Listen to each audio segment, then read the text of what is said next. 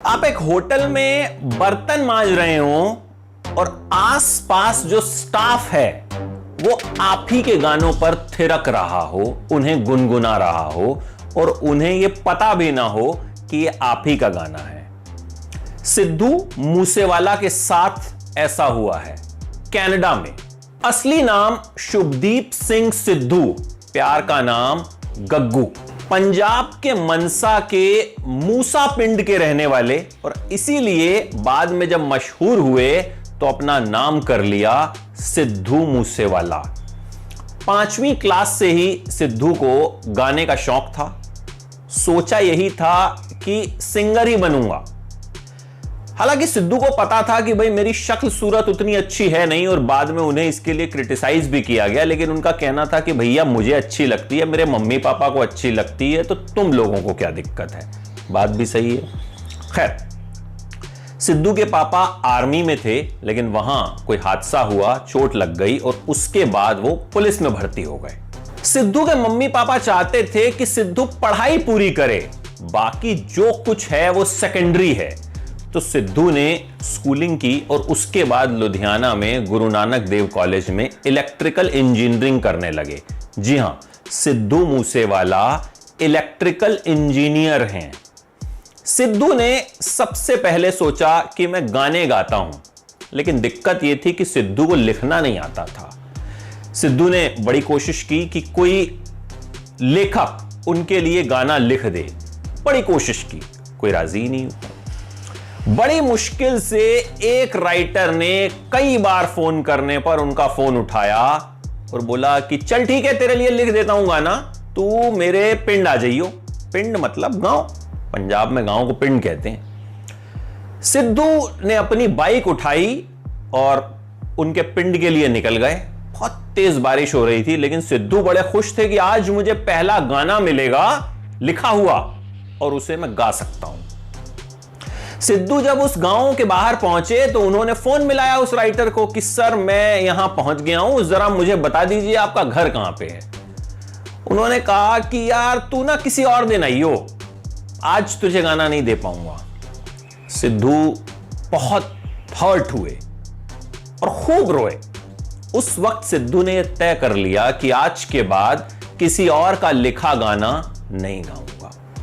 अपने हॉस्टल आए और गाने लिखना शुरू किया सबसे पहले। जी हां, सिद्धू ने यह कसम खा ली थी कि किसी का लिखा गाना नहीं गाऊंगा और वो किसी का लिखा गाना नहीं गाते। उन्होंने खुद से गाने लिखने की शुरुआत कर दी। लेकिन भाई अब नए नए लड़के के गाने गाता कौन। पहला गाना उन्होंने लिखा लाइसेंस और उस गाने को गाने के लिए सिंगर निंजा रेडी हो गए। ये गाना ठीक ठाक चला। दूसरा गाना उनका दीप जंडू ने गाया।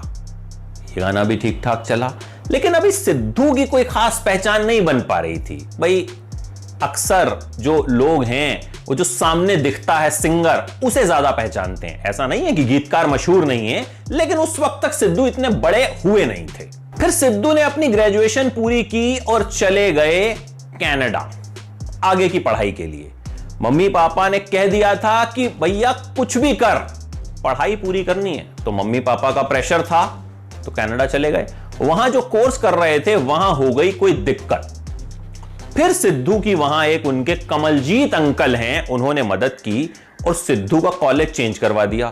सिद्धू ने सोचा कि भैया बनना तो मुझे गायक ही है, तो मैं क्या करता हूं, कोई आसान सा कोर्स ले लेता हूं। तो उन्होंने होटल मैनेजमेंट का कोर्स जो है वो चुन लिया।